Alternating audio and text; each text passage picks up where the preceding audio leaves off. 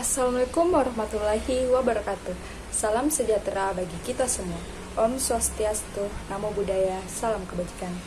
Halo teman-teman, kembali lagi dengan saya Serlina Febrianti dengan NIM 2306085010005 dari Program Studi Pendidikan Antropologi Universitas Negeri Makassar. Adapun tujuan saya membuat video ini adalah untuk memenuhi tugas mata kuliah studi pustaka mandiri. Kali ini saya akan mereview tentang sebuah buku yang sangat penting dalam kajian antropologi Indonesia, yaitu Patron dan Klien di Sulawesi Selatan, sebuah kajian fungsional struktural karya Hedi Sri Ahim Saputra. Buku ini awalnya terbit pada tahun 1988 dengan judul Minawang. Namun, dalam edisi baru, judulnya diganti menjadi Patron dan Klien di Sulawesi Selatan. Alasannya sederhana. Kata patron klien lebih dikenal luas, lebih akrab bagi pembaca, sementara kata Minawang terlalu lokal dan mungkin hanya dipahami oleh masyarakat Bugis Makassar. Pasti ada muncul pertanyaan, kenapa sih buku ini penting?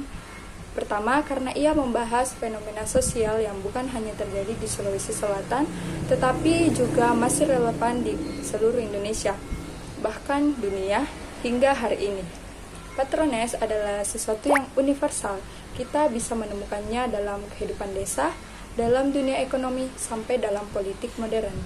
Dengan membaca buku ini, kita jadi lebih jeli memahami bagaimana masyarakat bekerja, bagaimana kekuasaan dibangun, dan bagaimana orang-orang di masyarakat saling bergantung satu sama lain. Mari kita mulai dengan membayangkan sebuah desa Bugis pada masa lalu. Bayangkan suasananya, rumah-rumah panggung dari kayu berjejer di tepi sungai, sawah terbentang luas di kejauhan, dan orang-orang sibuk dengan aktivitas sehari-hari. Di tengah desa itu, ada seorang bangsawan, seorang tokoh yang disegani.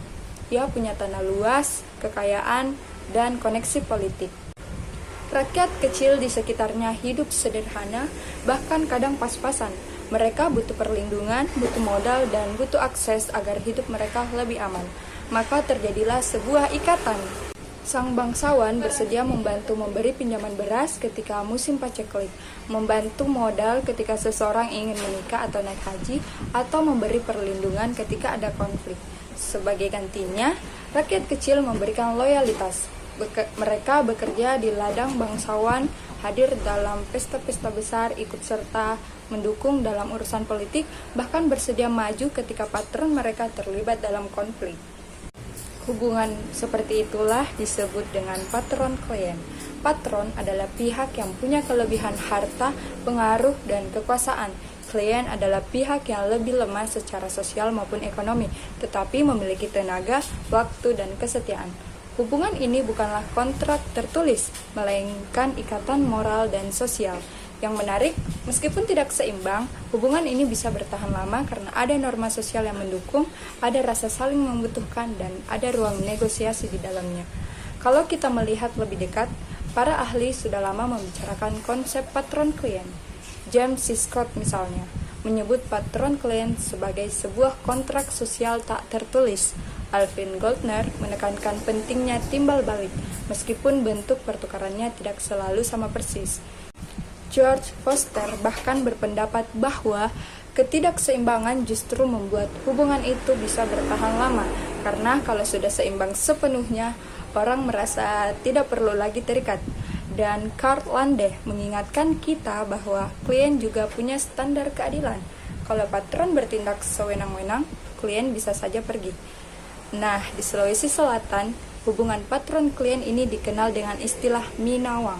Kata ini merujuk pada orang-orang yang setia mengikuti patron mereka.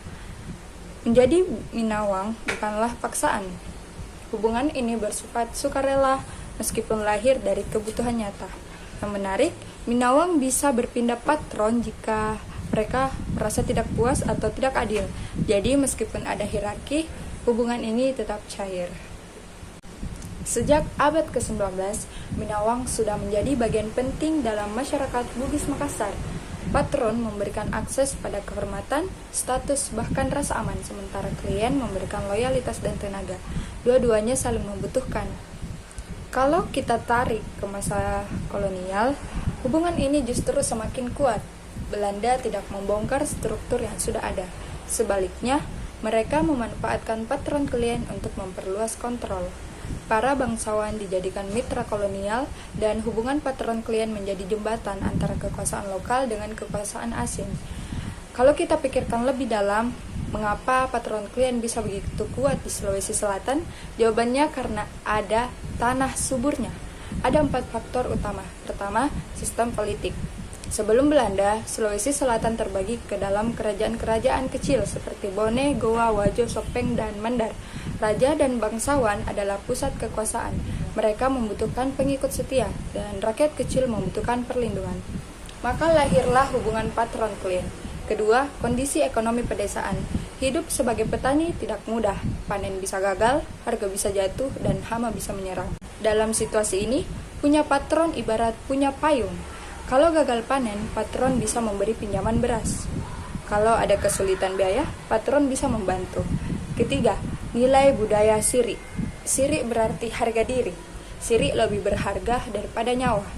Jika kehormatan seseorang dihina, konflik bisa pecah besar. Patron di sini berperan bukan hanya sebagai pelindung ekonomi, tetapi juga pelindung siri. Kalau klien dipermalukan, patron wajib membela. Keempat, sistem kekerabatan dan perkawinan. Jaringan keluarga memang kuat, tetapi tidak selalu cukup. Patron melengkapi itu dengan bantuan lebih besar. Bahkan, perkawinan sering dipakai untuk memperkuat hubungan. Seorang bangsawan bisa menikahkan anaknya dengan keluarga pengikutnya sehingga loyalitas semakin kokoh. Dengan keempat faktor ini, politik, ekonomi siri, dan kekerabatan, patron klien tumbuh subur dan menjadi bagian dari struktural sosial. Kalau kita bicara struktur sosial, masyarakat Bugis Makassar memang punya pelapisan yang jelas. Ada bangsawan, rakyat biasa, dan hamba. Patron klien memberi kesempatan rakyat biasa untuk naik kelas secara simbolis. Dengan punya patron bangsawan, mereka ikut dihormati. Dalam politik, patron klien membuat kekuasaan patron lebih kokoh. Seorang raja tidak dihormati hanya karena darah bangsawan, tapi juga karena banyaknya pengikut yang setia. Dalam ekonomi, patron klien menjadi mekanisme distribusi yang meskipun tidak adil, tetap membantu rakyat kecil bertahan hidup. Selain itu, Sulawesi Selatan pada abad ke-19 memang bukan wilayah yang benar-benar aman. Konflik antar kerajaan kerap terjadi. Perang antar bangsawan bisa pecah sewaktu-waktu. Bahkan, perampokan di jalan raya menjadi hal yang menakutkan bagi rakyat kecil. Dalam kondisi seperti ini, hidup tanpa patron ibarat hidup tanpa pelindung, rawan, goyah, dan tak punya arah. Patron bukan sekedar tokoh yang memberi modal atau bantuan, tetapi ia adalah perisai sosial yang menjaga rasa aman. Jaringan keluarga memang penting, tetapi keluarga memiliki keterbatasan. Tidak semua persoalan bisa diselesaikan lewat ikatan darah. Disinilah patron klien bekerja sebagai pelengkap. Patron memberikan akses pada hal-hal yang melampaui jangkauan keluarga. Perlindungan politik, akses ke pasar, bantuan hukum, bahkan perlindungan siri atau harga diri.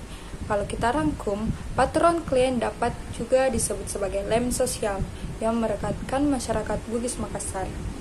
Ia lahir dari ketimpangan karena ada yang lebih kuat dan ada yang lebih lemah. Tetapi hubungan ini bertahan karena fungsi sosialnya yang nyata. Klien merasa aman karena ada yang melindungi dan patron merasa dihormati karena punya pengikut. Namun, kita tidak boleh melupakan sisi gelapnya. Patron klien bisa memperkuat ketimpangan sosial. Klien yang terlalu bergantung kehilangan kemandirian. Patron yang terlalu dominan bisa memanfaatkan posisi untuk kepentingan politik atau ekonomi semata. Maka, patron klien adalah pisau bermata dua, bisa menolong, bisa pula menindas. Kalau kita tarik ke masa sekarang, pola patron klien ternyata belum hilang. Ia hanya berganti wajah. Patron kini tidak selalu seorang bangsawan atau raja, melainkan politisi, pejabat, bahkan pengusaha. Kliennya adalah masyarakat luas, terutama mereka yang membutuhkan akses, kerjaan, atau bantuan ekonomi. Dalam politik, Kita bisa melihat dengan jelas bagaimana patron klien bekerja. Politisi menjanjikan program, membagikan bantuan sembako, memberi dana hibah, atau membangun fasilitas umum. Sebagai gantinya, masyarakat memberikan dukungan dalam bentuk suara. Hubungan ini tidak jauh berbeda dari konsep Minawang di masa lalu. Bedanya hanya konteks dan caranya yang berubah, dari sawah dan ladang ke bilik suara pemilu. Contoh konkret dapat kita lihat pada pemilihan bupati atau anggota legislatif. Inilah wajah patron klien modern yang menunjukkan bahwa budaya pertukaran sosial ini masih berakar kuat di Indonesia. Apa pelajaran penting yang bisa kita ambil? Bahwa patron klien adalah bagian dari DNA sosial masyarakat kita. Ia tidak bisa dipahami hanya sebagai relasi ekonomi, karena di dalamnya ada dimensi politik, budaya, bahkan moral. Patron klien menjaga keseimbangan sosial, memberi perlindungan, dan menciptakan rasa aman. Tapi di sisi lain, ia juga bisa memperkuat ketimpangan, mengekalkan ketergantungan, dan menghambat perubahan. Hedi Sri Ahim Saputra dalam bukunya mengingatkan kita untuk melihat patron klien dari dua sudut pandang. Dari sisi fungsional struktural, patron klien adalah mekanisme yang menjaga struktur masyarakat agar tetap berjalan. Ia menjadi perekat sosial. Tetapi, dari sisi aktor oriented, kita belajar bahwa klien bukanlah sosok positif. Klien bisa memilih, bisa menegosiasikan ulang, bahkan bisa meninggalkan patron bila merasa dirugikan. Artinya, relasi ini dinamis, penuh strategi, dan tidak pernah benar-benar kaku. Refleksi terakhir dari buku ini adalah bahwa memahami patron klien membantu kita membaca realitas sosial masa kini. Dari desa-desa Bugis Makassar abad ke-19 hingga politik modern abad ke-21. Pola dasarnya sama. Ada pihak yang punya akses, ada pihak yang butuh akses. Lalu lahirlah pertukaran yang menciptakan loyalitas.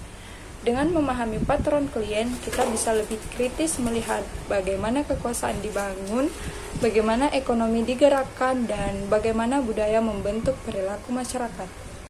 Jadi, kalau kita tarik benang merahnya, buku ini tidak hanya bercerita tentang Sulawesi Selatan, lebih dari itu. Ia adalah jendela untuk memahami Indonesia. Patron klien bukan sekedar cerita masa lalu, melainkan realitas yang masih hidup hari ini dalam berbagai bentuk. Setelah membaca buku patron klien ini, saya menyadari bahwa hubungan patron klien bukan sekedar konsep akademik yang hanya hidup di buku teks. Ia adalah bagian dari kehidupan sehari-hari yang mungkin tanpa sadar juga kita alami.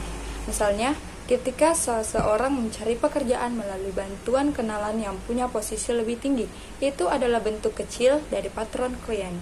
Ketika warga menerima bantuan dari seorang polisi lalu merasa harus membalas budi dengan dukungan, itu juga bagian dari pola patron klien. Saya juga merenung bahwa hubungan patron klien bisa menjadi pedang bermata dua dalam pembangunan bangsa.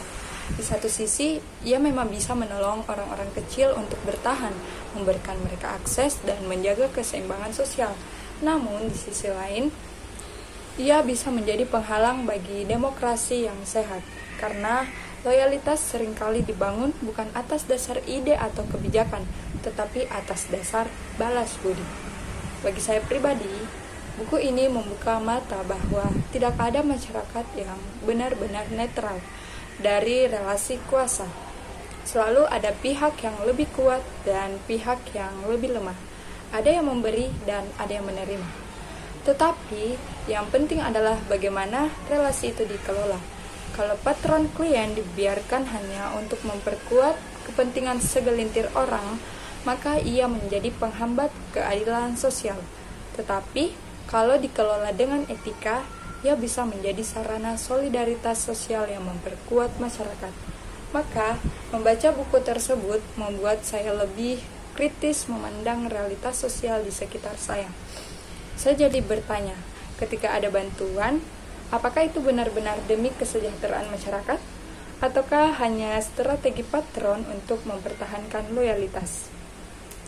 Ketika ada orang yang setia pada pemimpinnya, apakah itu karena visi dan program yang baik? ataukah karena hubungan patron klien yang sudah terjalin lama? Buku ini juga memberi saya pelajaran penting bahwa perubahan sosial tidak bisa dilepaskan dari budaya lokal.